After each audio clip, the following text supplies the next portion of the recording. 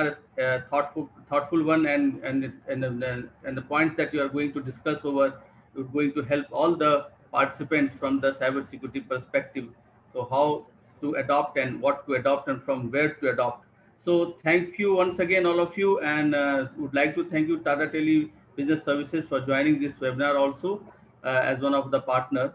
So with this, I would like to request Yogesh Varunjkar, Sir, Director IT Dongoli Sarkari Bank, to have his keynote address as well as to proceed further with his moderation of this panel discussion on challenges in IT security arising of RBI's regulatory requirements. So welcome to Yogesh, sir, and over to you, sir. Thank you, Gautam. Thank you very much. Uh, Good afternoon, everyone. Today, now we are going to discuss about a very interesting and the topic which we all cooperative bankers we deal day in day out, which is related to our challenges related to IT and information security in the frame of the regulation set by Reserve Bank of India. So first of all, also would like to thank to B2B Info Media because for arranging this webinar, because all these kind of repetitive discussions are important, because that will help the attendees, the cooperative banks who are attending this session, listening to the experts, and that will actually do some kind of mentoring, okay, that can solve their problems, or that can give them new ideas how to move ahead, what are the expert banks doing, or how the peer banks are doing. So these kind of webinars actually give trigger to such thought process, and some places where there is a bottleneck kind of thing. So these kind of discussions, they actually that helps to regularize it or channelize the thought processes or our practices. So today we are going to discuss, as I said in the initial stage, like what are the challenges that the cooperative world or the cooperative banks are facing with respect to IT and security. And again, in the framework of the regulation set by Reserve Bank of India. So challenge is, I would say, not the regulation. Okay, the regulation is actually to help us to deal with the challenges of the cyber attacks and the hacker community. Okay, nowadays, in especially last 3-4 years, we hardly had any incidents that a hacker has attacked or there has been cyber attack on a small cooperative bank. That was the scene, I would say, 4-5 years before.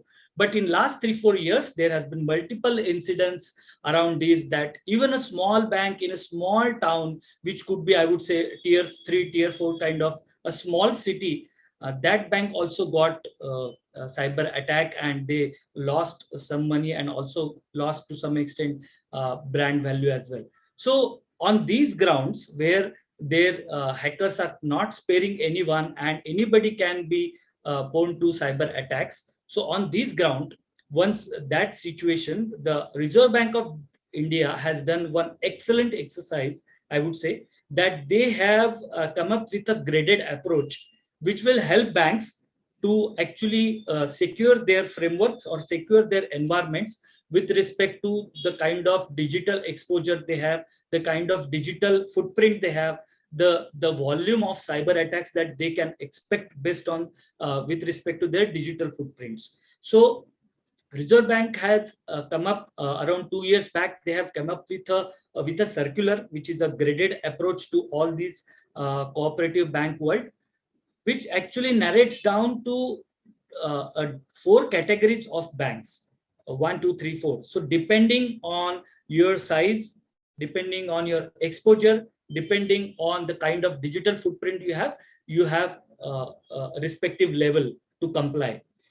So actually, this has given a trigger to set up. So if I'm a bank, this circular has given me a thought process that where I should head, what things I have to do, what things I have to comply, and how I can be more secure in terms of the internet banking, in terms of my digital footprint, in terms of my social media pages, mobile banking. So whatever is my world beyond the firewall.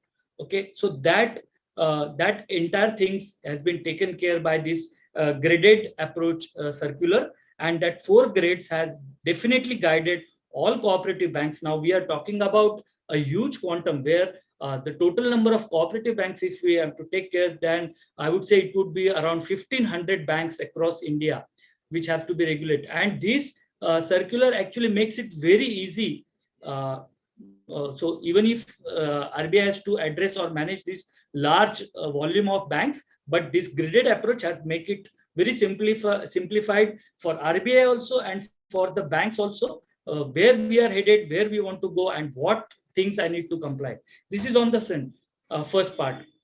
I would also like to share a couple of challenges, especially for current pandemic last 2 years. Like the moment that the graded circular released and the bank started taking actions and getting complied to it, that we are experiencing a pandemic for last 2 years, a couple of months more than that. So all these things, pandemic and the situation arising out of pandemic, has actually changing the banking practice landscape in terms of how the IT operates, how the security is executed, how the security is monitored, how people work, how people attend the bank. So entire landscape is changing, and we are expecting a new world which we had not thought of, or which we had not practiced, or there was little reluctance. So all these challenges have come up in last couple of years, which we are experiencing. There is another challenges like a skilled manpower, which is I would not say limited to cooperative banks, but it is across industry that we are experiencing the skilled manpowers, because when you have to set up your own security framework, you have to have a skilled manpower which can actually address and maintain that kind of security setup. So that is one more challenge which we have to deal with. And nevertheless, the budgets associated while setting up these frameworks. So on all these challenges, where I have to look at the maximum uptime at my DC. In case of DC failure, how is my DR? How am I ensuring business continuity? This is my major challenge. How I can comply with the cyber security guidelines? How I can ensure maximum uptime during the pandemic? So all such questions and challenges are we are facing, and I'm sure, like whatever panelists we have today for the discussion, they all are handling these pandemics, and they have the solutions. They have actually worked on these situations, and they have better solutions on this. And the today's discussions will definitely help everyone, so that you can get better ideas, you can get better solutions for your bank. So I'm sure that at the end of these discussions, you will have definitely some good findings out of, or good takeaway from the discussions. So let me start the discussion. And before that, I would just like to quickly introduce to all the industry stalwarts that we have, the experienced cooperative bankers. So I would like to introduce to Mr. Srinivas Rao from Kalupur Bank, Ahmedabad, and he is a CIO at Kalupur Bank. And we know Srinivas Rao sir for a long time, because he has been experienced, I would say, IT leader, or think tank, I would say, that gives mentoring to all, not only limited to his bank, but through his discussions and sharings, we all of us, we get better inputs at our right place. Then we also have Mr. Bhaskar Rao from Vasai Bank.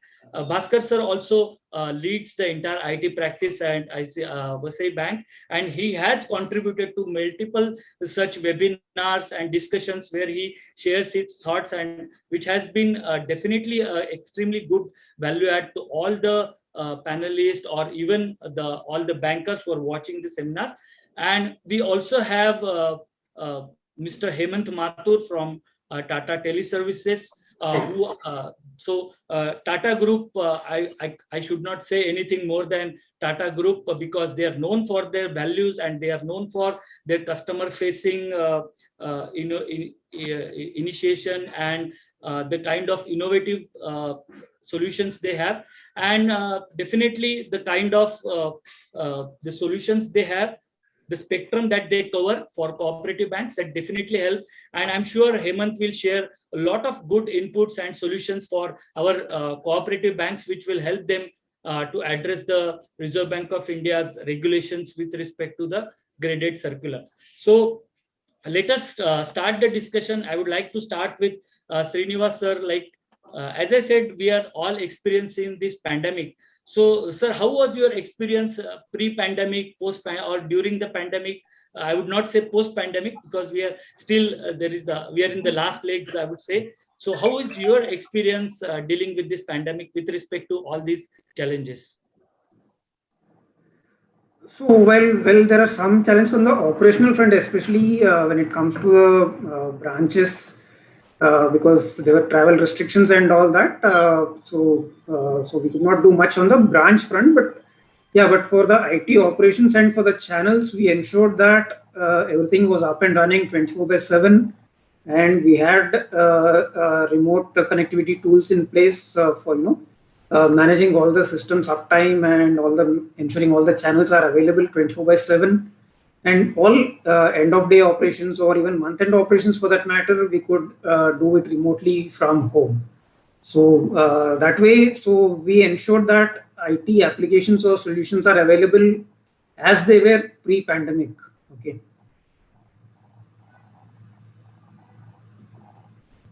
Great, sir. Bhaskar sir, what is your experience? You had been, especially during the pandemic, what changes you observe or what new challenges came across?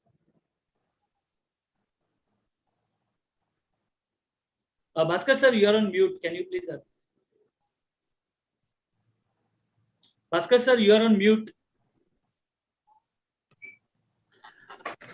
Pandemic has really it done a lot of changes to the entire industry, not only the cooperative banking but entire industry, the entire banking sector. You know why? Because banking sector is the one area where you have to give service.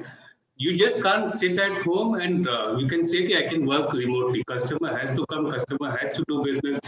Either he will come to your branch or he has to sit at home and do it, but he has to do the transaction. The very important thing is the security was the biggest threat in the during the pandemic. It was a really biggest because a lot of hacking what happened in last 1 year, it never happened. Even including the cooperative banks, it's threatened to cooperative banks also. Then what we have done, we have upgraded our setup. Although we used to travel, I used to travel. Even today, I'm traveling from all the way from. It takes on 1.5 hours for me. We are traveling, but what we are trying to do, we are giving remote access to other window. We used to give remote access. We used to give all those kind of things. But during that period, we try to upgrade our own system because you never know the person. From my side, I'm secured, but I never know the person who is taking remote is secured or not, what kind of internet he is using. Those things are there. Definitely, this is a really matter of concern. That's what we have taken. Not only that, when I'm giving a connection to that, I keep us a pointer on that, what the person is going to do that, whether he's going to use my own properly, the security is then the port what we have given to him, we allow port to a firewall only of that particular port only we allow to that vendor. And all these things we used to monitor. And apart from that, what we have done, we have gone with a smart event manager. Smart event manager, what happens? Anything happens in the firewall, it generates the entire list of the event. Generate entire list of the event and it automatically mails that particular event to the, it comes to me actually. Then we observe it on a daily basis because that is one area where we wanted to check daily basis what is happening, the events what are taking place that we wanted to take. That was, sorry. That was the crucial area of what we have done, and we have implemented a lot of technology, security angles we have taken. We changed the firewalls also, and we have taken a lot of initiative to safeguard the interest because the digital channel the people are using it's gone like anything. Earlier it used to be anything, but last year if you see the 1 billion transaction itself from the UPI only it is. Today also you see the transaction of UPI, you see the transaction of IMPS, payment system, ATM network, everything is blown out of proportion. which was difficult to handle because in that scenario, security plays a very important role. We have done a lot of changes at switch level, at gateway level. We have done a lot of things. That precaution we have taken. We basically focus more on digital channel and as well as on security. Correct, correct, Thank you. correct. Great inputs, Bhaskar sir. In fact, during this pandemic, the volume of digital transactions, as you rightly said, it has increased exponentially. But because otherwise, I would say, in one sense, we have to, thanks to pandemic, that we could enforce some kind of digital transactions. We could enforce to customers, and they have to abide by the situation, and they, that enforcement actually has increased the amount of digitalization or amount of digital transaction. That has been our everyone's experience. Srinivas sir, any specific inputs or incidents that you would like to share with respect to this, like the number of digital transaction increasing because of the pandemic? I was about to say because I think pandemic actually is given a boosted the entire cooperative sector to move to the digital channels. Earlier people were a bit reluctant, भाई हमारे से ये होगा नहीं, छोटा bank है, not possible है, हम लोग ये ऑफर नहीं कर सकते हैं, वो offer. This is what happening actually. Many banks are not going for the POS also. They were not going for the IMPS, UPI. Many banks, but you see in last 1.5 years, almost every bank today is giving almost everything. You see Correct. any bank, they talk about IMP, you talk about NEFT through mobile, you talk about POS, you come, everything they are giving. But in this particular process, the transaction which is coming through a gateway, which is coming through a switch, has to be safe and secure. That what helped the entire banking cooperative sector to move on to the platform. And many people have done, maybe they are not doing on their own, but they have moved to the ASP model and they have done that. This is what people have done it, and it's really helped. I would say that the other way pandemic helped the cooperative bank to boost their entire infrastructure, entire payment system, and they learn how to work in a reduced staff. Correct, correct. Reality. I may be wrong on this. No, perfectly. Every bank has almost same experience. I would also like to have some words from Srinivas Rao sir on this. How Yeah, was so just your to experience, sir? just to supplement what Bhaskar has said, yeah. So prior to this pandemic, about 40 to 45% of our retail transactions were through digital channels. But post pandemic, it is more than 60% of our transactions comes through these digital channels. Especially UPI. UPI has been a game changer all along. So maybe we should call it ubiquitous payments interface. Yeah, it's there all over. It's there everywhere. So, Yes. so in fact, so that is where actually now we are focusing on improving the availability and ramping up our the scalability and ensuring that we get a lot of TPS. I mean TPS provision is made so that there are least number of technical declines. So that has been our focus now, and our endeavor is to increase the percentage of digital transactions post pandemic also. Great, great. I would like to check with Hemant. Hemant, how was your experience? Because you were handling multiple customers. Now, what is your experience post-pandemic or during pandemic situations? How was the customer requirements, and how was your response? Any specific change that you see or that you experience during these pandemics with respect to the digital offerings or security offerings? Yes, Yogesh. So what we have observed as Tata Tele, because we create products and solutions for SMBs in India, and we are the leading provider for SMBs. What we have witnessed that our customers have also faced this disruption, but they have also used this as an opportunity to transition to the digital economy. What they have done is when the offices were closed, they have moved certain things online, and also the fear of technology has gone to a great extent. Now, customers are more open to experiment, and they are more open to include technology in their business continuity planning. And when they are doing it, they are taking simple steps. not everybody is as sophisticated, and the journey towards the digital transformation and cybersecurity are interlinked. So they're taking simple steps like how they can move their basic transactions online, how they can the basic level of perimeter security. When everybody is working from home, they are accessing the devices, which may be their laptops, which may be their mobile phones, and they are using those devices to access the company servers. So, what kind of security measures can be taken? Can they have a two-factor authentication? Because username and password is not enough. Do they have email security or not? Some things, when all of us were working behind a secure office firewall, we took those things for granted. But now, when we are behind unsecure Wi-Fi that is shared within family members, then one need to put certain security measures.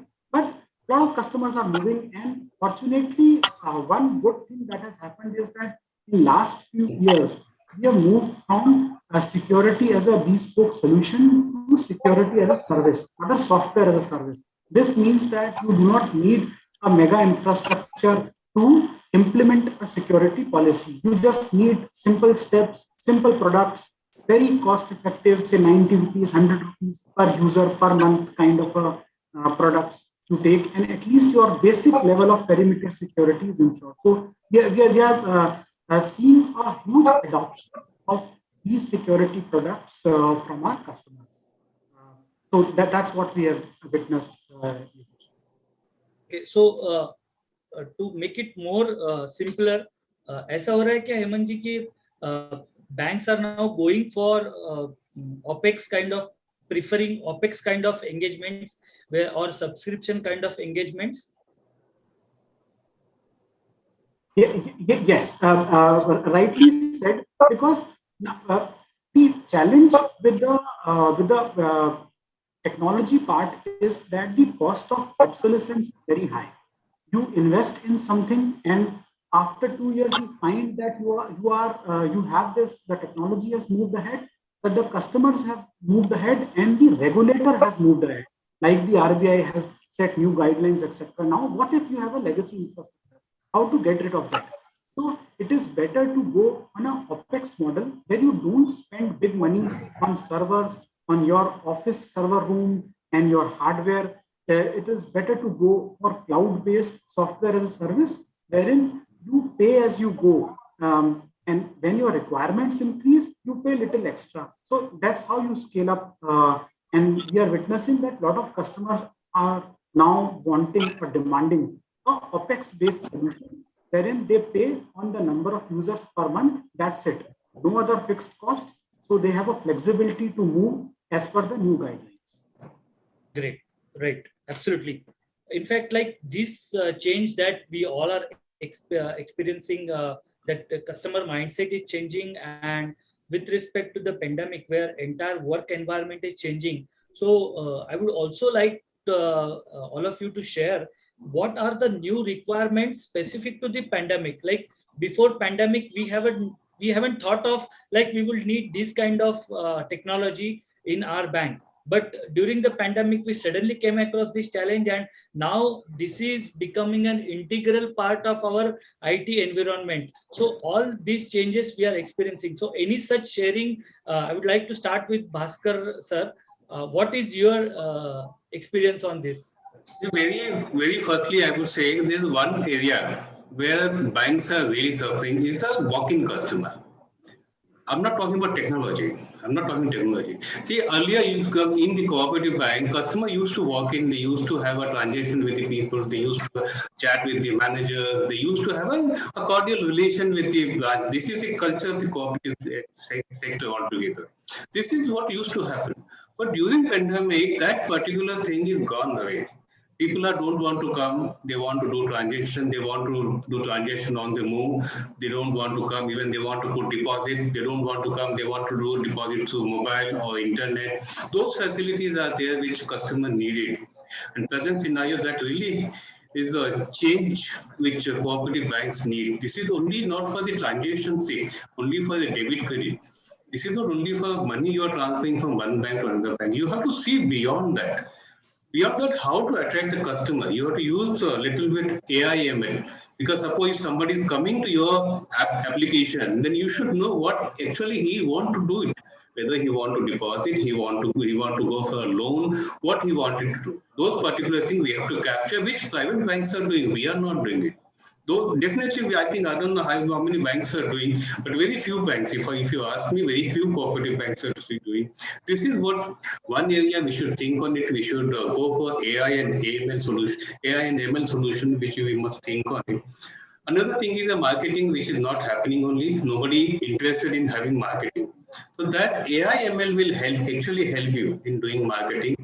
Social media is one area where we should think on it aggressively. We should market aggressively social media because that is one area where large market is available and every segment is available. Every segment from the teenager to the aged, everybody is available. That is one area we should think on it and aggressively we should think on it. The social media marketing because physical marketing is gone those days. Nobody is interested and they don't want you to come and chat with them. That those days are gone. So we must move on to the traditional banking, move toward the digital banking, move toward the social banking. Like this platform you have to create so that even sitting in the branch, sitting at the desk at the branch, you should be able to deliver. You should be able to attract business also. This is one area we must think in, and definitely cooperative banks are lagging behind. I may be wrong, but according to my, I've seen the area. I think we are lagging it behind in this area. Yes, to some extent, I agree with what you said, sir. At the same time, I would also like to say, like, if you know that you are lagging, that is the first step that you can start uh, incrementing, or you can advance, or you can adopt the technology. So that base initialization or baselining, I would say, that is the first scenario or first step where we can actually start and we start experiencing. And currently, as you said, the physical banking has replaced by remote banking. I would say remote banking because in cooperative bank context, where customers are more inclined to visit to branches because It's a banking. yes, yeah, because cooperative banks are well known for relationship banking, and many customers I have seen, they only visit branches because they feel comfortable, they feel that they also want to be asked, or they really appreciate the kind of gesture they get at the cooperative bank desk. So on all these things where the physical is getting replaced by remote, what is the change, Srinivas sir, you observed at your end, and how are you coping up with that change? Yeah, so as rightly pointed out both by Bhaskar and you, so gone are the days of physical visits to banks and all that. Now you need to engage with customers more on the digital platforms, right? So we need to have digital onboarding solutions in place. Right now we are not there, but we are having plans and strategies in place for doing that. And the other channel of engaging with customers is WhatsApp. WhatsApp being used by all over. So that's another channel which we are looking forward to engage with customers.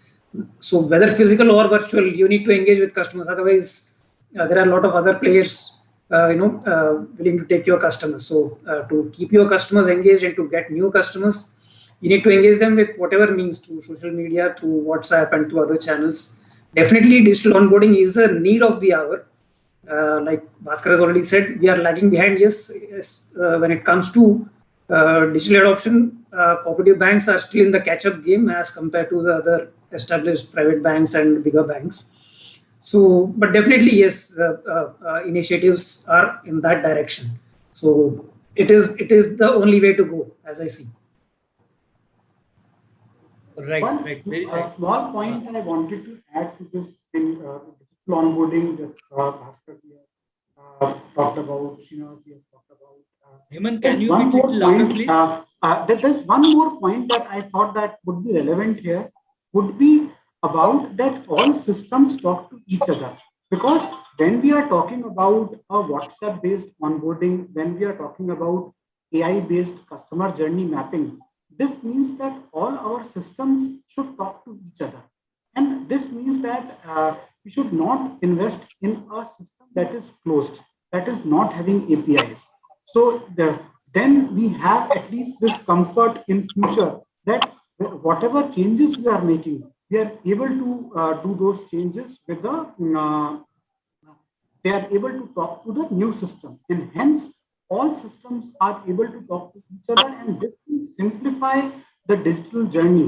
So that's one additional point that I thought I would bring to the table. Yeah, yeah, absolutely, absolutely, Hemant. So unless you have the backend infrastructure in place, see the digital onboarding, the customer facing channel is only one aspect of it. Unless you are able to back it up with backend integration and give a seamless service, so it will serve little purpose, right? So you are absolutely right there. Yeah, we need to have the all the your APIs and those frameworks ready, and only then your digital journey will be a successful one. Otherwise, not. Yeah, you're right. Correct, correct. So the bank have to be digitally equipped, especially the customer facing or customer touch points from where the customer is getting onboarded or customer getting service. At the same time, the back office seems to be extremely important because customer facing is, I would say, 30 to 40%, but the back office has to be equally equipped. And especially in the current scenarios, we have every one of us, we have faced the essence of having digitalization at the back office also, in order to have a better turnaround times for the customer. And the very related topic to this is the business continuity part. So how, because that also plays a vital role in the rank of the bank in the mind of the customers. Okay, because customer always says, all should always have that apprehension that this bank, anytime I go, I get the service around the clock. And especially where now NEFT RTGS is 24/7, and even the additional touch points like FASTag and all, which are 24/7. And all these on all these scenarios, we have to run our business continuity, our operations round the clock. So on the current pandemic situation, how it has affected our business continuity, or I would say how we are ensuring our business continuity even in the current scenarios. So any special sharings on this? जो actually हमारे जो cooperative bankers है, जो छोटी छोटी banks है, उनकी छोटा सा डेटा सेंटर है, या मिड साइज कोऑपरेटिव बैंक्स है, तो वो लोग को how how they will run और how they will ensure the business continuity. आप आपके बैंक में किस तरह से बिजनेस कंटिन्यूटी इंश्योर करते हो? ऐसा अगर कुछ शेयरिंग करेंगे, that will help our fellow bankers. Bhaskar sir, to start. Business continuity, actually it increased more due to pandemic. Earlier cooperative bank में नहीं होता था, but now in this current scenario, the responsibility is more on the cooperative bank to create a business continuity. Otherwise, it is difficult to run the bank, because see, suppose I am stuck up somewhere, I am not able to come. So what do I do?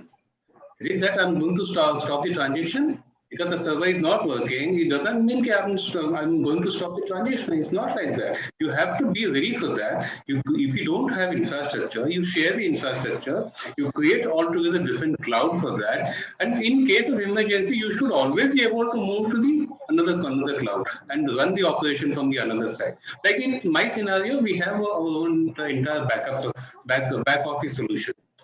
We have a back office solution where entire operation is taking place at one single location. All RTGS, you talk about RTGS, and you talk about payment system, clearing, everything is one place. Then suppose if this particular location is affected and people are not able to come, then what?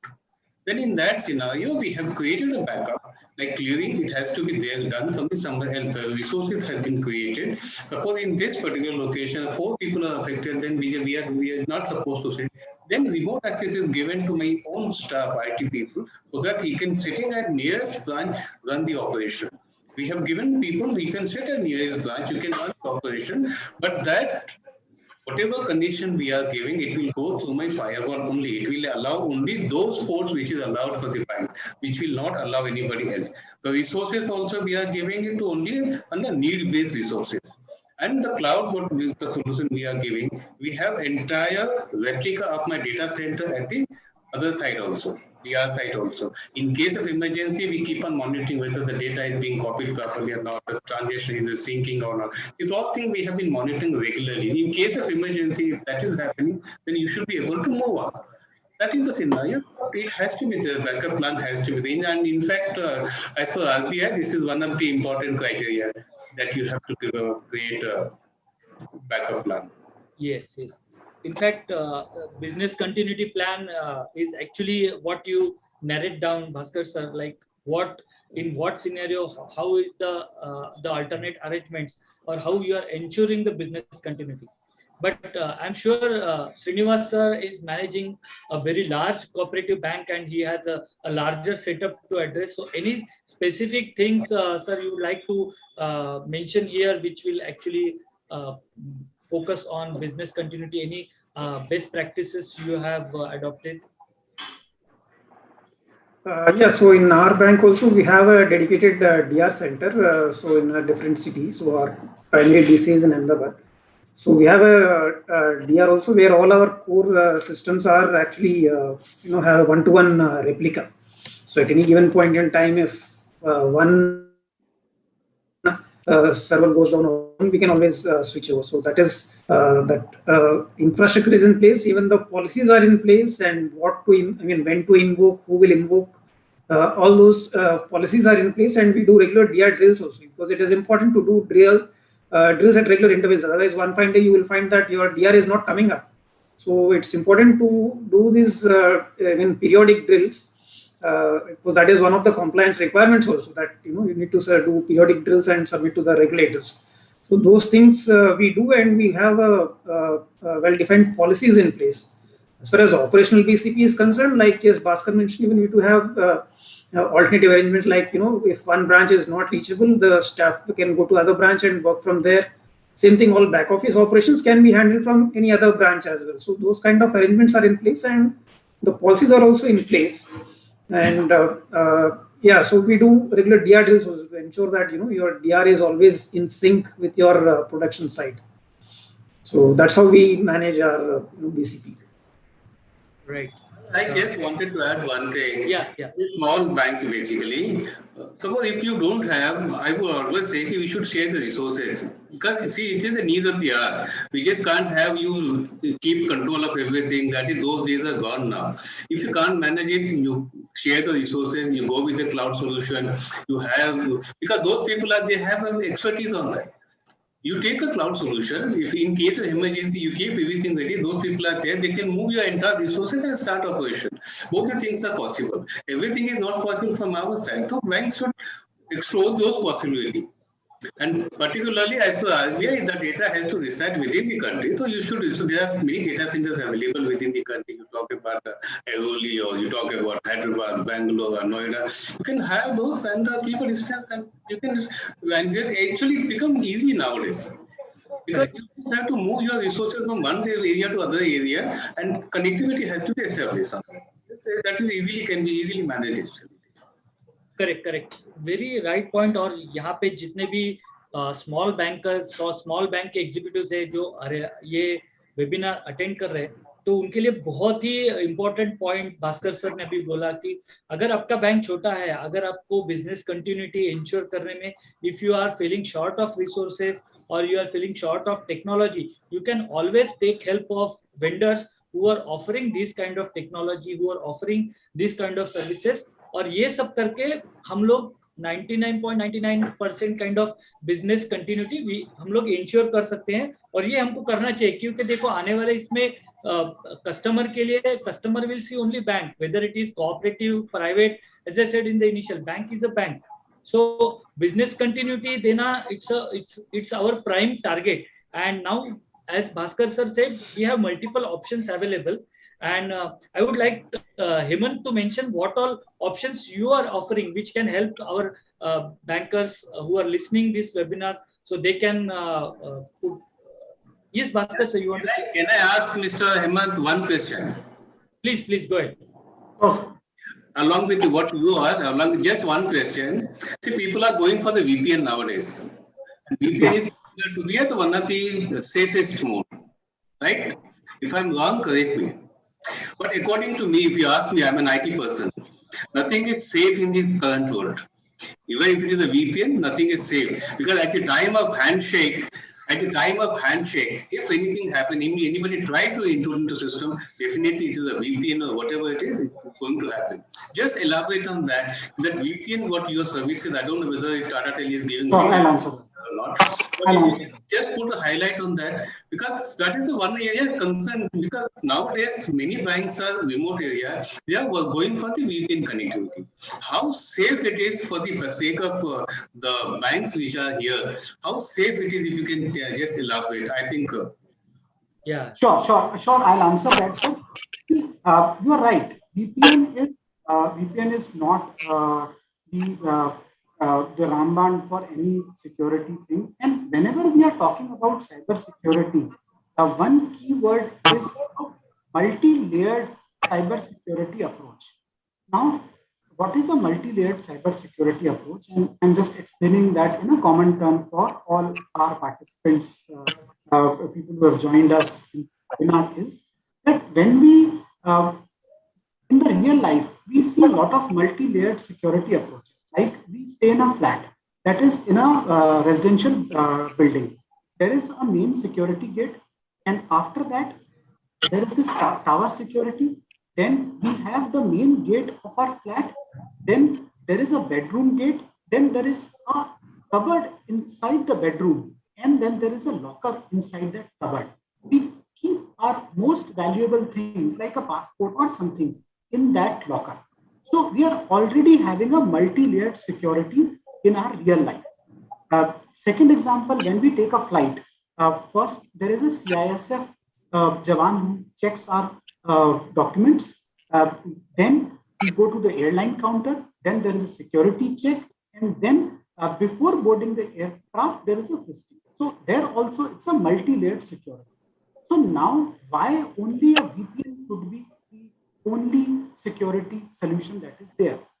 Along with VPN, it is recommended to have at least a multi-factor authentication built. Because if I know the username and password, then I can log in onto the VPN. But multi-factor authentication, Bhaskarji, is a simple thing that when I enter my username and password, and there is an Active Directory. Active Directory is where all our names is there, like a Bhaskar Rao, the mobile number is there, email ID is there, and credentials are.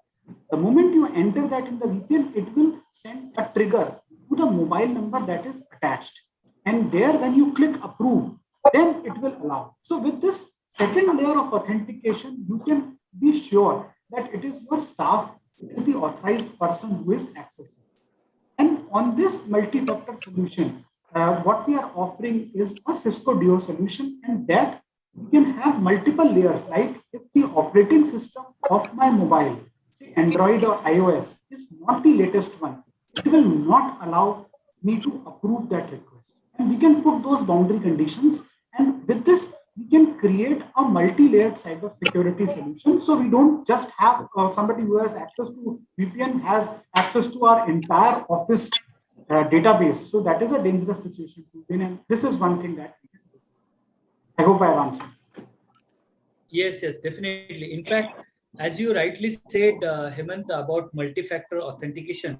In fact, even RBI's Reserve Bank of India, uh, the circular of Reserve Bank of India about the graded approach, they have specifically talked about two-factor authentication for even the login and logout, where every the user who is going to enter the transaction or post the transaction have to be authenticated twice, and that too with dynamic authentication mechanisms. So definitely such multi-factor authentications that are required for especially remote connectivity like VPN kind of solution, or where we kind of we do a posture check of the connection who is trying to connect to my VPN, or over a remote who are trying to connect to my my data center. So if there are such solutions available, and definitely these solutions are helping banks to a great extent, where I can do a posture check, and even we have seen a solutions like there I can limit the geography from where the customers or from where the my bank employee or my internal user can connect.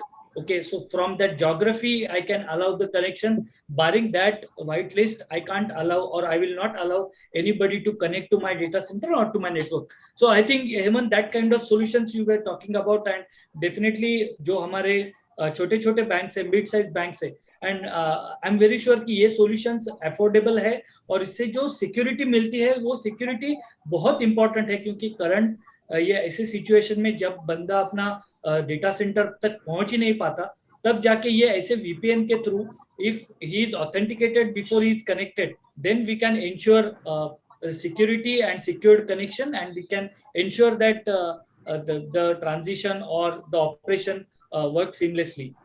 And definitely इसमें मैं एक ये cost का भी एक idea दे देता हूँ Yogesh ji, so that at least थोड़ा बहुत ये क्लियर है। इसमें जो प्रोडक्ट है दैट इज अराउंड 250 रुपए पर मंथ पर user. Now all users do not require, you may have 100 email users, you may have 50 laptop users, but you may have only 20 VPN users. VPN user हमेशा कम होंगे। तो for those, if you want to give a multi-factor authentication, the base pack would be at 250 rupees per month per user. तो मान लीजिए 10 user है हमारे पास who are accessing, तो 2500 रुपए पर मंथ पे ये सोल्यूशन आपको मिल सकता है। तो which is the cost is nothing. So because of the software as a service model, जो because of multi-tenancy and the architecture, cost बहुत कम हो जाती है, तो जो solution है वो easy to adopt. Over to you. Correct. And as I said, you rightly pointed out, like commercially it is a very viable solution, and the kind of features it is providing you, that you can connect remotely, you can connect, especially in more of a pandemic, the situations like the current rainfalls or current geographic situations, which actually users can't travel. So in these scenarios, if the banks have these kind of extremely cost effective solutions, that will help. और ऐसे solutions अभी cooperative banks में banks should go for these kind of solutions, which will actually help to continue the business operations round the clock, which is need of the hour. और अभी ऐसा हमको budget में भी, मतलब हम जो हमारा आईटी बजट बनाते हैं, तो next question I will like to ask to panelist. So we are doing budgeting, or most of us have finished the budgeting for this year. So what special we did for the budgeting part? Any specific budgets that you thought of, or a specific strategy on the background of pandemic or in current situation you thought of, you would strategize in current budgets that you would accommodate, or you would like to add that part? Srinivas sir, what is your thought on this? Yeah, so like I said earlier also, the digital journey is very important for cooperative banks, both digital journey and cyber security. So these two are the one of the prime areas when we actually draw on our budgets for the current year, because pandemic or otherwise, we as a bank want to move aggressively on the digital front. And also on the lot of regulations around the cyber security, that you should subscribe to threat hunting service, dark web monitoring. So all these require considerable investment. So we actually spent a lot of time on this, exploring what are the different solutions that we need to put in place on the cyber security front also, and on the digital front also. These have been the two main themes of our budget exercise this year, English. Bhaskar sir, any specific strategy for this year with respect to the current situation? Like during pandemic, we are not going for a lot of investment in the infrastructure. Very frankly, we have done a lot of infrastructure before that already. So we have not done any big infrastructure investment. But yes, we are working on security. We are working on cyber security, then PAM solution. These are all we are working. We have not set any budget for that because security is an important area. Even RBI is saying for that. So this current year, we have been totally working on security. We have already started working on that. We are going to replace our own firewall, the new firewall we are going to replace. Then we are working on the new DLP solution. DLP already implemented now. SOC solution, we have it's on the verge of completion. Then PAM solution, privilege identity management. These are the things we are more looking into the security angle, not on the infrastructure angle. You know that everybody knows the scenario of a present scenario of the banking sector and how business is going on. Everybody knows that. So we are not putting much money into infrastructure, but definitely we have to take care of our own infrastructure. So that caring we are taking on security and cyber security, security solution we are working on.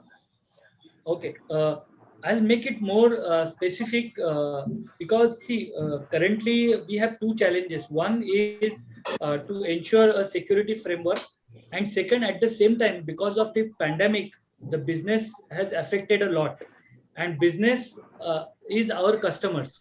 So if our customers are affected, definitely have a retrospective effect on our entire business. So banks will also have challenges in terms of getting new business, or even we all will agree ये last year में और ये साल में NPA के percentage और even the moratorium period जो RBI ने दिया था कस्टमर्स के लिए, so that was also extended. But in spite of that, because of this pandemic, many businesses are still struggling. They are yet to restart. They have a lot of challenges.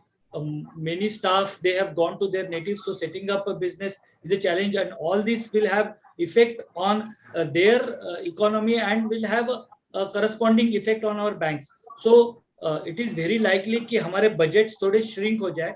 So is there any paradigm shift between capex and opex?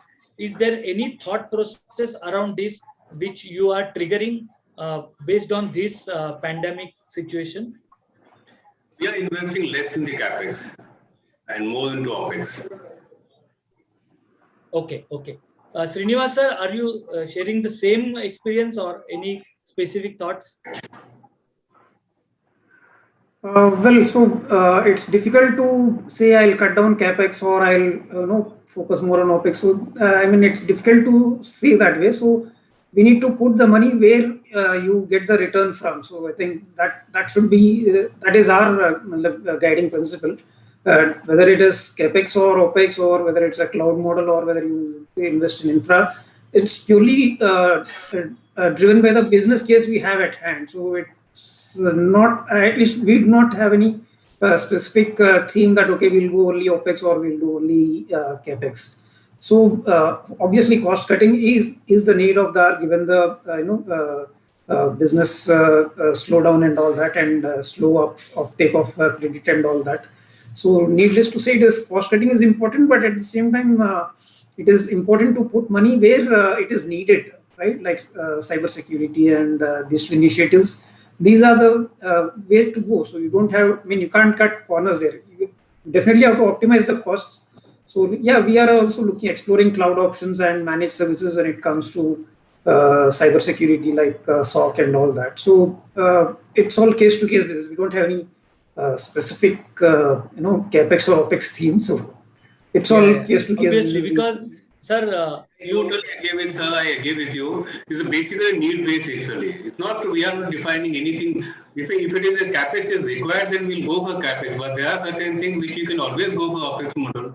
We can go for opex model. Obviously, definitely, obviously, that's right. So there's no right or wrong answer here. So it's more of a case to case basis in that way.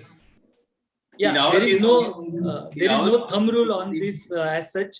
Definitely, we all agree that whether it is small, medium, or large bank, there is no specific thumb rule with respect to OPEX or CAPEX. But Hemant, have you done any changes at your end with respect to these business models for better market reach, or if you inform us, so our bankers they can plan it accordingly, or if you have any corrections on these, like.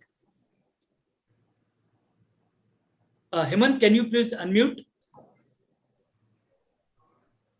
Sorry. Yeah.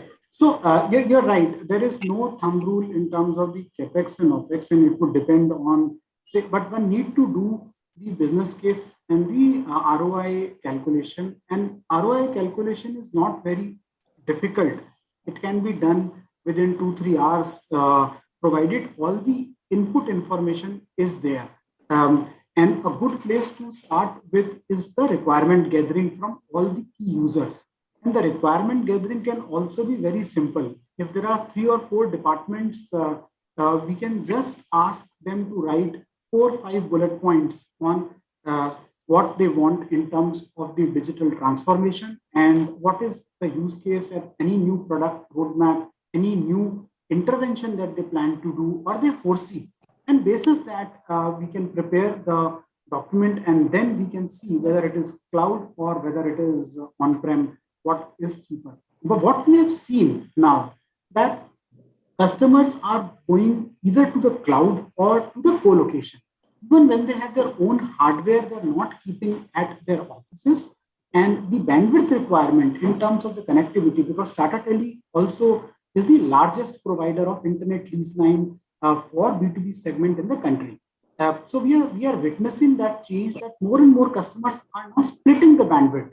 Earlier, they used to say that, okay, give me 100 Mbps at my office. Now they're saying, give me 10 Mbps at my office and give me 50 Mbps at this data center and 40 Mbps at that data center. Because in office, every user is just browsing using an application, but the core application is being hosted in a data center. So that way, there is a mix and match. This is what we are witnessing in terms of that. And yes, always the focus is more and more on the integrated applications that can talk to each other.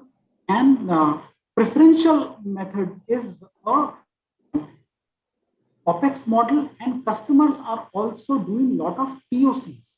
They want to run the solution for 1 month, for 15 days, for 20 days, and then figure out, rather than believing in only in the PowerPoint presentation. They are experimenting a lot with a no commit POC. They would kind of take a trial for a email security. They will change the MX records. They'll run it for 1 month. They'll see what kind of reports they're getting, and then the IT person will present to the management that this is the cost benefit and this is what we are. So these are 2-3 things just to sum up. More on cloud, more on POC, and more on OPEX. That's the trend that we are witnessing. Very well said, Hemant. And actually this ये जो inputs आपने दिए वो definitely banks को बहुत help करेंगे. Primary small banks where they can leverage on the infrastructure provided by Tata kind of companies, where you can ensure the business continuity, you can ensure the proper skill sets are there, you can ensure the secured environment as per the RBI norms that is selected, and definitely this ensurety or this kind of comfort if banks are giving, then they can focus more on their core business. और वही एक strategy that is the point where I want to conclude on this note with one liner from all the panelists.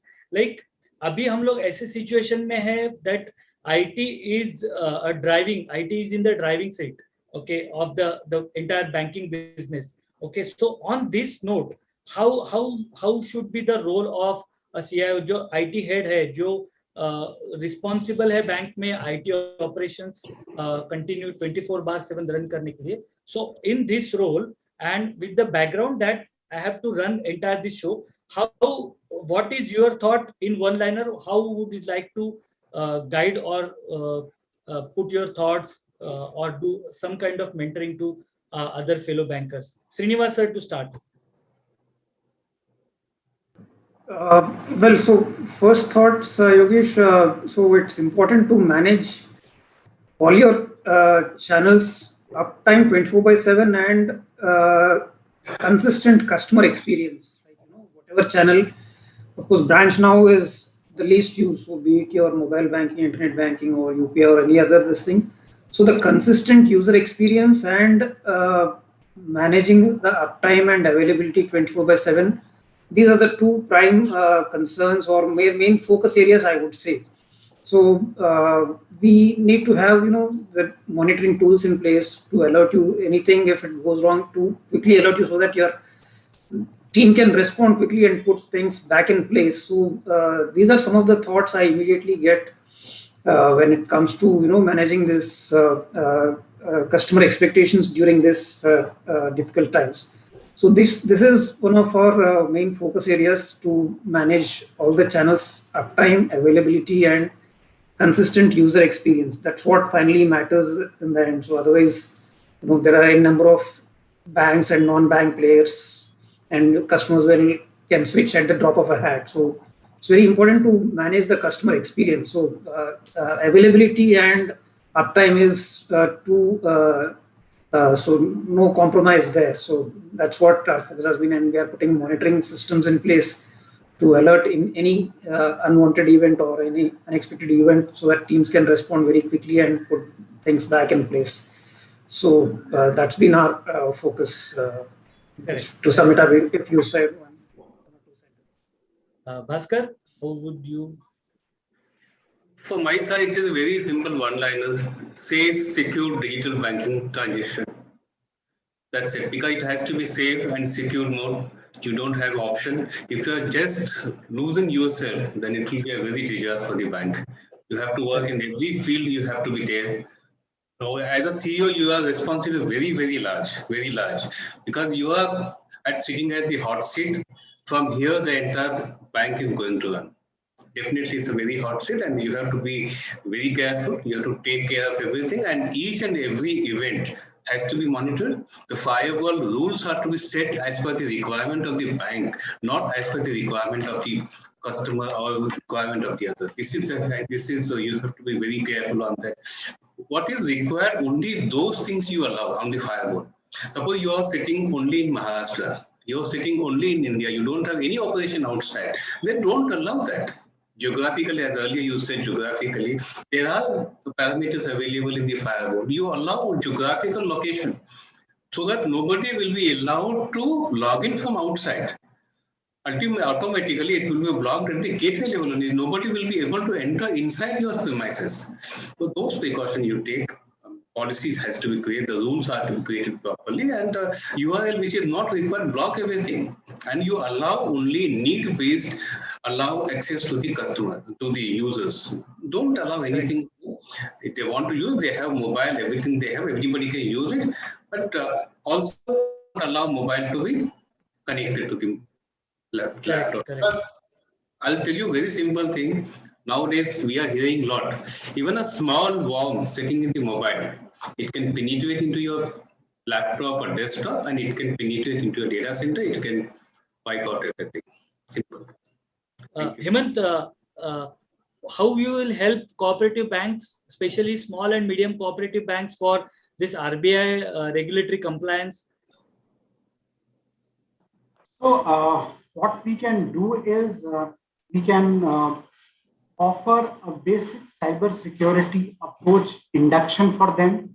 If opportunity is there, we can present to them what are the simple cyber security products that they can start with.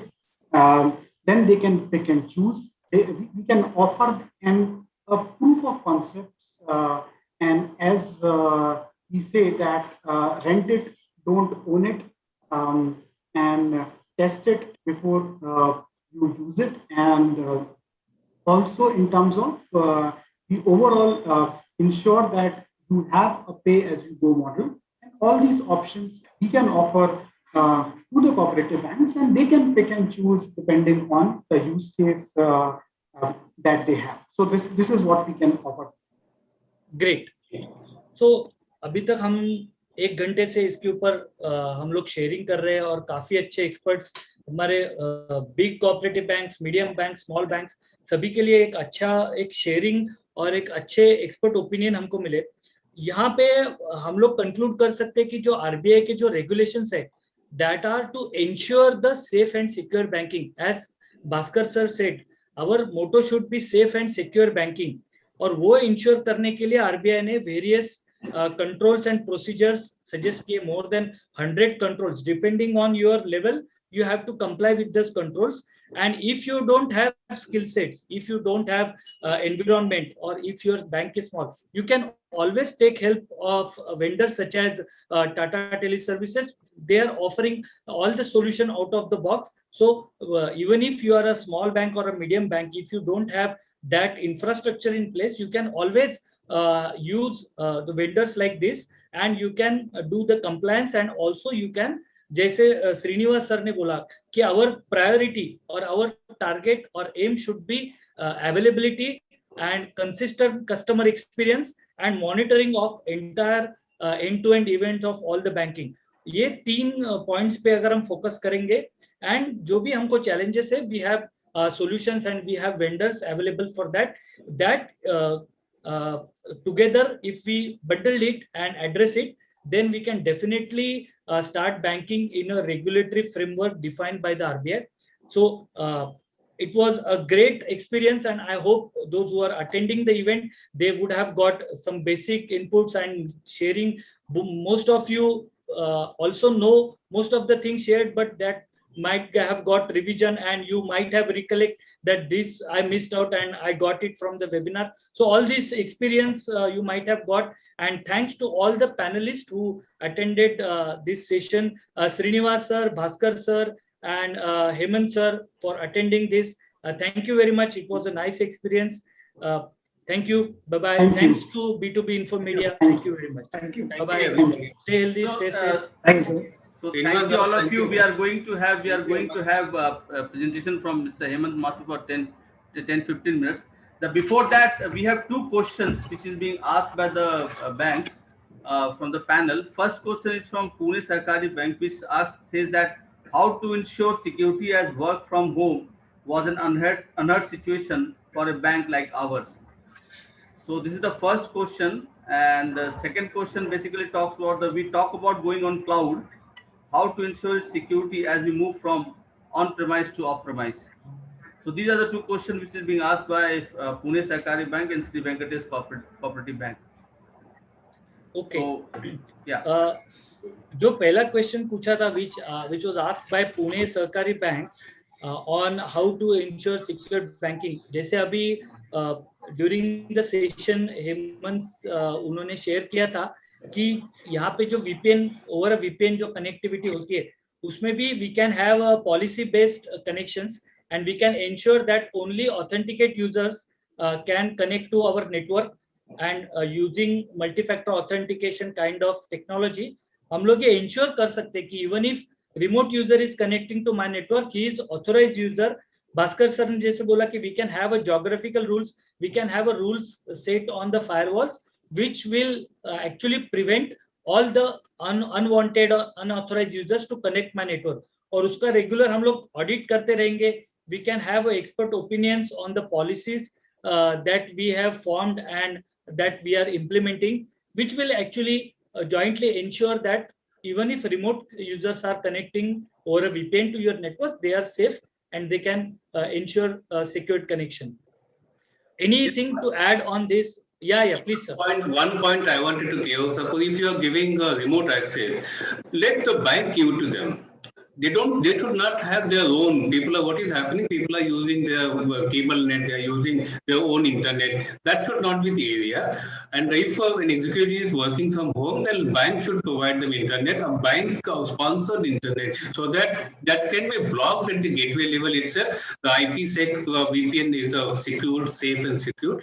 And nothing is safe actually, but it's a more kind of say VPN you can connect to using VPN. But I would always say bank should provide them the connectivity, the infrastructure. It has to be from the bank, and the port has to be allowed at the gateway level, and whatever data coming and going, it has to go from that single port. And that port again scanned. You should put a scanner on that port so that what is happening, the event should be recorded, and in case of any issue, then we should be able to immediately be able to block it. I think.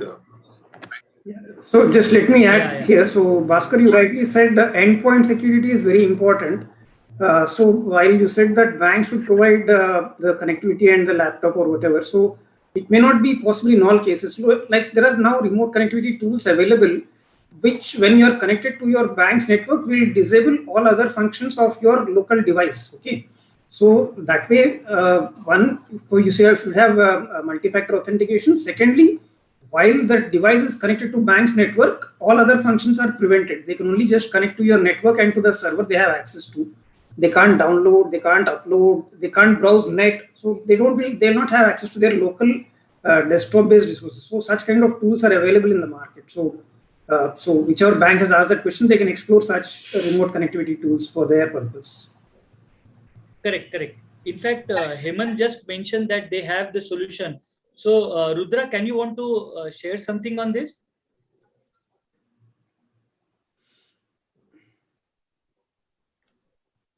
Yeah, Yogesh, sorry, I was taking a call. I partly heard your question. Yeah, there was a question from a cooperative bank. जो हमारे remote users होते हैं, तो वो यहाँ वहाँ पे security का issue आता है. They are connecting from remotely. So yeah, Hemant earlier mentioned that you provide a solution using multi-factor authentication. You can ensure. So can you just have some sharing on this? Sure. So Yogesh ji, and to the person who asked this question, see, we have got a complete security suite. Now, multi-factor authentication is one part. Then we have got email security as other part. We've got internet security as a third part. So this entire bouquet of security services is covered. Multi-factor authentication, of course, is like once we are doing a banking transaction, we get authenticated twice, thrice. So, for example, if you look at the current scenario where you're logging in to your laptop on an internet banking site, sometimes now I must compliment State Bank of India has started this, that if you are logging in and if your user ID and password is correct, they will send an OTP to your registered mobile number to verify whether the correct person is actually accessing the account. This is the first level authentication.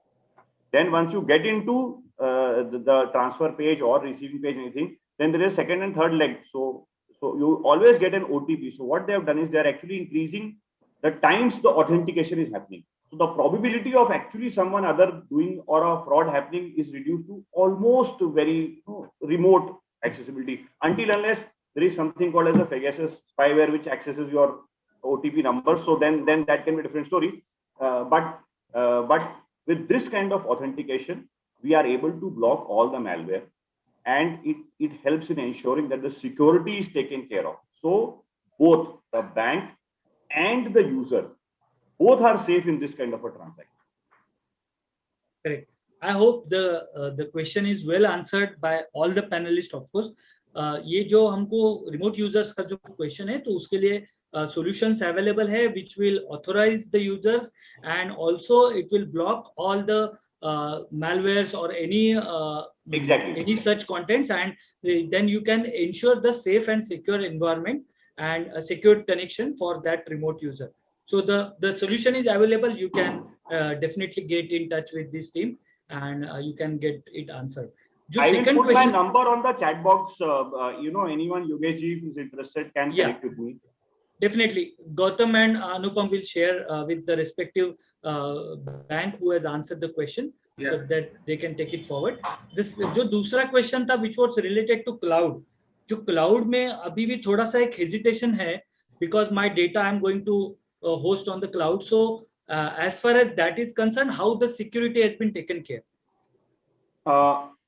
So cloud is again, two parts to it. Let's say there is a cloud server, and then there is an internal server through which you are transferring data to cloud, and where how we term it as on-premise and off-premise location.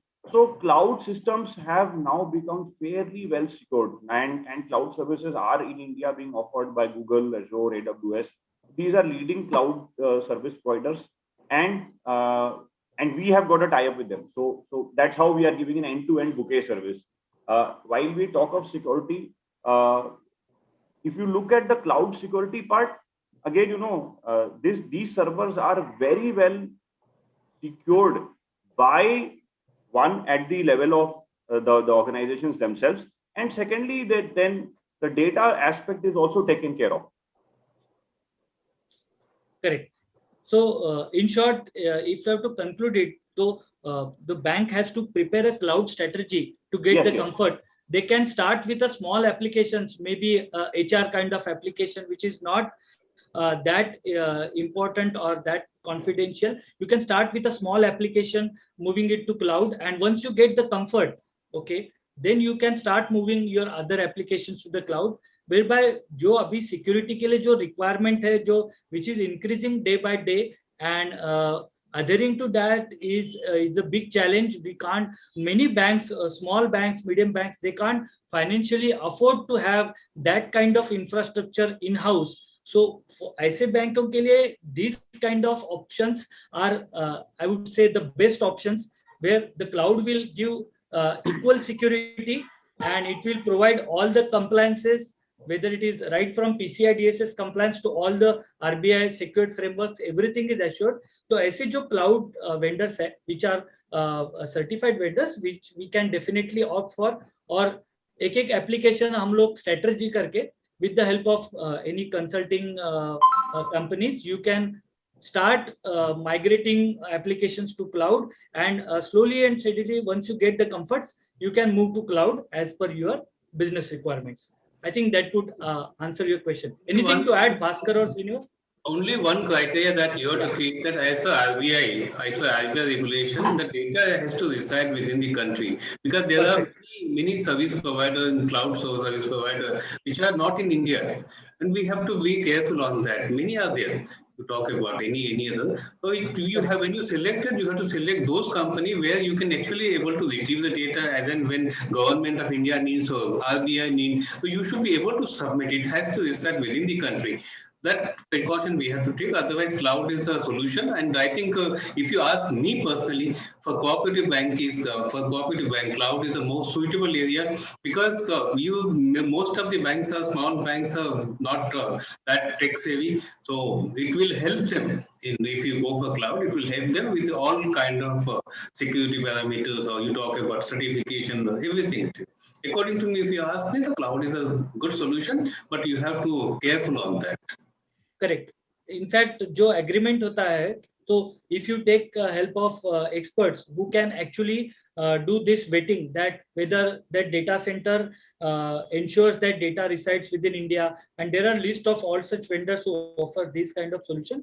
So all these precautions, if we take, then cloud is. RBI has issued a circular on the storage of data, and we have to report it to RBI every now and then.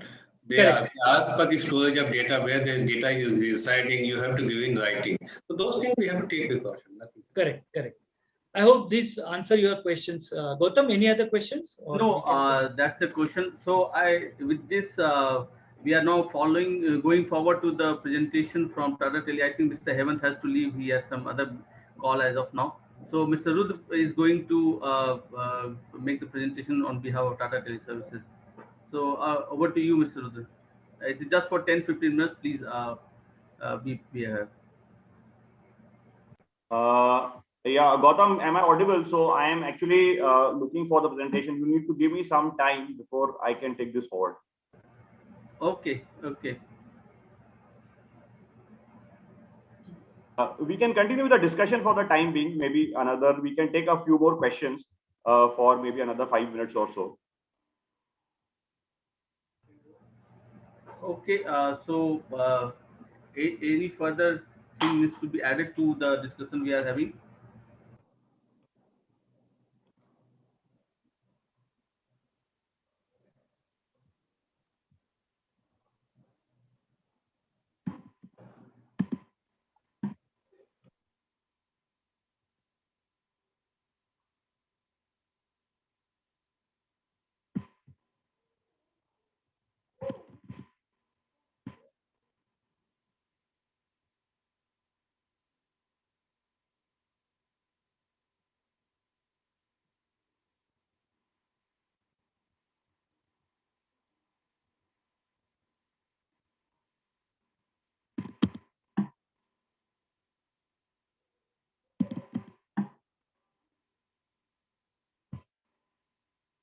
So what is happening is, actually Hemant was supposed to take this session. And actually I'm looking for, what he wanted to share, and I'm not able to connect with him. So maybe we can continue the discussion for another 5 minutes, and let's see if I'm able to crack and connect with Hemant. Gautam, is that fine? Or you can go for extempore if you can have something to say in terms of what offering. No, so broadly, I would like to do it in a little structured manner. Maybe I will connect with Hemant and get the relevant details what he wanted to present, because he had to just move out for some urgent stuff. Okay, so just give me 5 minutes time. I will just come back in 5 minutes time. Okay. Yeah.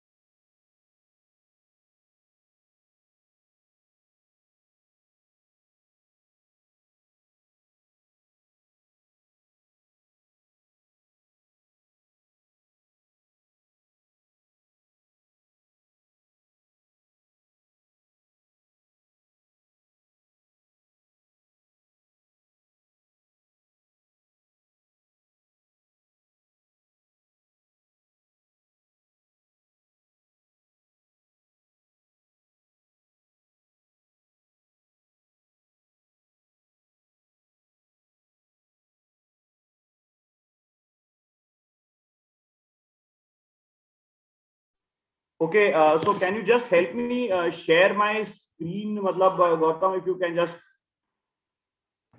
Yeah, we are. You are the co-host, so you can share your screen. So just like let me just. So I happen to connect and get the details. Now, can you just guide me, Gautam, a little bit in terms of how do I? Right. Okay. Ashish is guiding. Ashish, where do I need to click to share the presentation? Presentation share करने कहाँ था? Hello. You can give me the right second. Yeah. Battery का icon दिख रहा है. Where? Service icon दिखता है ना. I can't hear you, Ashish. Can you sir, there is an option, sir, share screen. Share screen. Yes. Yes. Okay. Okay. Are you able to see the screen? Yes, sir. We can able to see your screen. It is not. इसका socket इसी में लगा दी.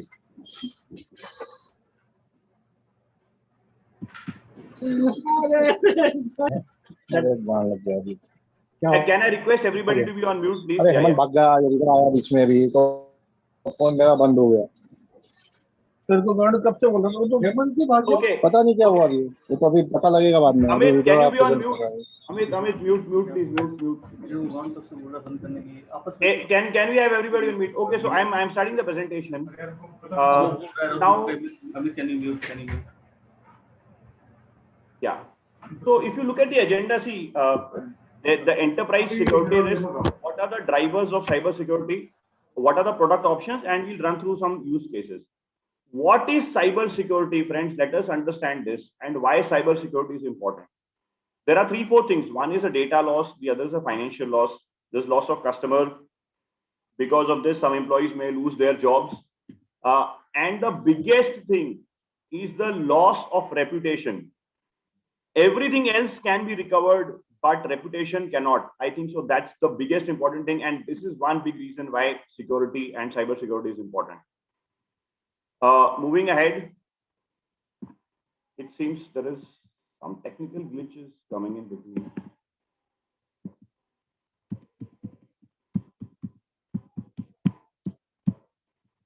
If there is an issue with the,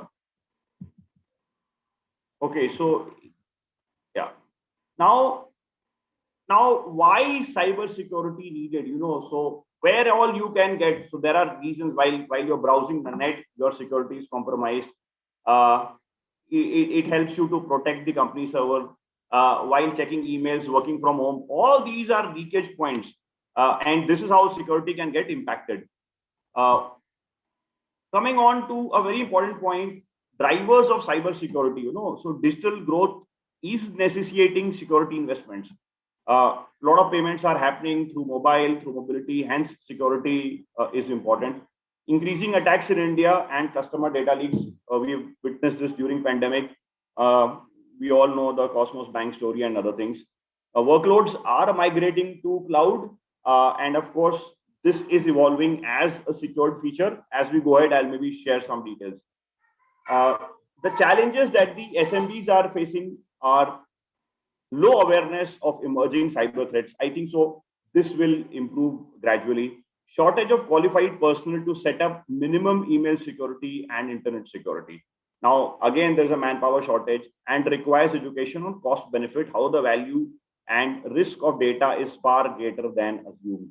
So, people usually compromise security saying that it's not important, what is the cost benefit, so on and so forth. But once there's a data loss, there's a reputational loss that is irrecoverable. There is set of customers that you can see here. What is common between them? All of them have had security breaches. All of them have been hit by spyware, malware, and all of them have suffered some sort of a loss. And not to say all of them are big organizations. When you look at Paytm, when you look at Zomato, when you look at Early Salary, when you look at PTI, these are all definitely known people who've been investing in security. And somehow hackers were still able to get through. Cosmos Bank, very relevant to the discussion that we are having right now. I would like you to just think on this picture. This protects you from the virus. This is a mask. And the security services help you to protect you again from the virus. Could be in form of a malware, could be in form of a spyware, could be in form of some other way. What are the components? Coming quickly to what are the components? There is a data security, there's an endpoint security, there is identity and access management, there's a network security. These are on the product side. On the services side, there is consulting, implementation, testing, operations, and incident response. Now, I would like to spend maybe 2 minutes on this slide because this is the most important slide of this presentation. What are the services suite that an enterprise organization may require? So when you look at endpoint security, email security, web security, virtual firewall, and multi-factor authentication, these are 5 different set of security offerings that are available. Endpoint security is mainly used to protect your devices like your smartphones, laptops, tablets. Email security helps you to block spam, viruses, malware, phishing, and the other attacks in forms of impersonation, so on and so forth. Web security, again, very important. It eliminates online threats when you are, browsing on web, visiting sites. because there's a likelihood of some things getting downloaded, cookies getting downloaded, so on and so forth. Virtual firewall, it helps you to safeguard your business against sophisticated threats. These can be dedicated design threats for a particular organization, like we saw in case of Cosmos Bank. And again, then we've got multi-factor authentication. It helps you to verify your remote workers. It helps you to verify OTPs and helps you to create a layer of security. When we have to talk of security, we have got a complete set of solution, and this talks of our partner. So Trent Micro is our partner, Cisco is our partner, and these are the best available security products from the global leaders. Fortinet is our partner for security, for firewall security. Trent Micro is for endpoint security, and we've got Cisco for web, email, and multifaction. So we are presenting the entire bouquet of security solutions. Now, I would just quickly share, some cases that come across. There is an accidental device misuse. Maybe by chance a staff is using multiple devices and would have been left unlocked, could have resulted in misuse by other employees. Users blending work tasks with web browsing, social media time, personal. So this is a user behavior which again is time dependent and difficult to judge. Then we've got Wi-Fi networks. These are unsecured networks. Devices left connected to business networks. There could be there are likelihood of data getting lost from there also. Now, just giving we have had a use case, email protection for a large education facility, and there was a seamless integration with their existing Google Mail hosting and delivering effective monitoring and supervision. So there was a client who asked for an education client who asked for an email security product. We were able to connect and integrate it with the Google Mail hosting platform, give them effective monitoring and supervision reports as they wanted. There was a BFSI organization. It was a startup, and it needed to secure their incoming and outgoing traffic. This is a very, very important challenge. Earlier, people thought that the threats would be just incoming. Now it is incoming and outgoing. But they didn't have an expert to manage their hardware firewall. So a virtual firewall was given, which was very relevant to their set of requirement, and it had zero capex and no OPEX was required. So this actually helped them to save a lot of money. Again, there was a healthcare, which actually wanted to check that the applications were not used by unauthorized users.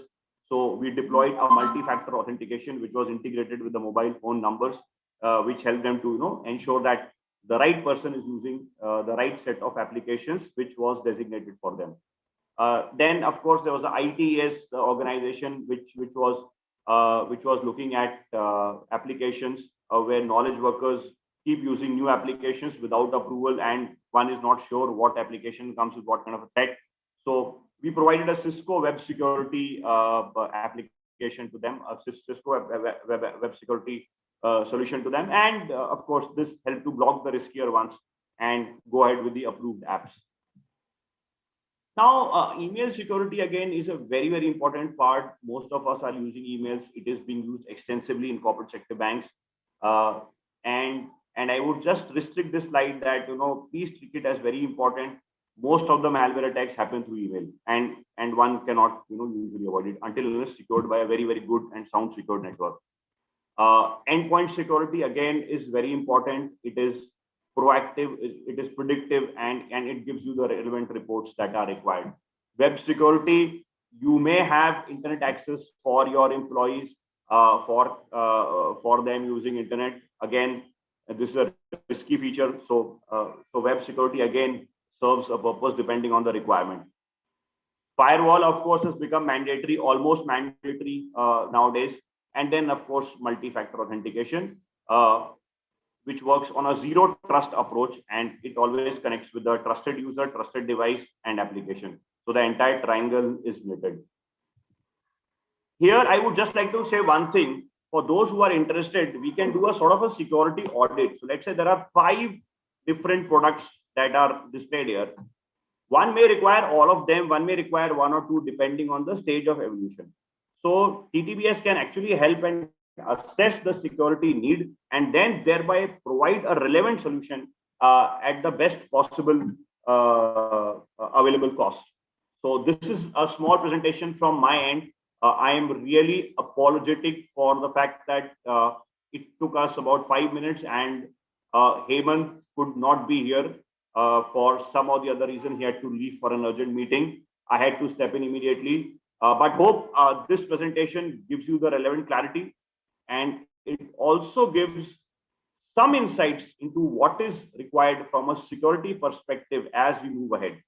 Because hackers are getting smarter day by day, and you may see more threats coming in future. And of course, you would need a very secured, knowledgeable partner in this journey to secure your networks, to secure the incoming traffic, and to ensure that the threats are taken care. Thank you. That's it from my side. Over to you, Gautam.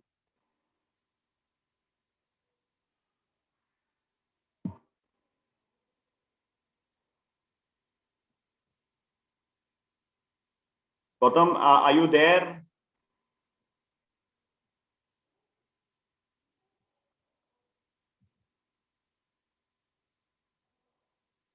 Anupam? Yeah, hi. Hi. So you just, so thank you, C. Yeah, thanks a lot, Mr. Rudra, for the presentation. And I think we are now done with this webinar. And thank you all of you for being uh, uh, taking part in this particular webinar of importance having the challenges in IT security arising of RBI's regulatory requirements. And we feel that is really going to help the participants from the banks, from all size banks, and it will help them in taking their calls in terms of the cyber security. So thank you all of you, and thank you Bhaskar sir, thank you Yogesh sir for being the moderator of this particular webinar today, and thank you Srinivas Rao sir for being for your kind participation, and thank you Mr. Rudra Mishra from Tata Tele Services, and thank you all of you again for joining this panel and making this panel a wonderful one. So thank you very much. Thank you, Gautam, and thank you everybody. Thank you. Thanks a lot. So today we are happy to announce that we have got more than 100 participants for this webinar today. Very good. So it was well. That's good, Gautam. Yeah, thanks a lot. Thank you once again to all of you. Thank you, everybody. Okay, bye bye. Thank you.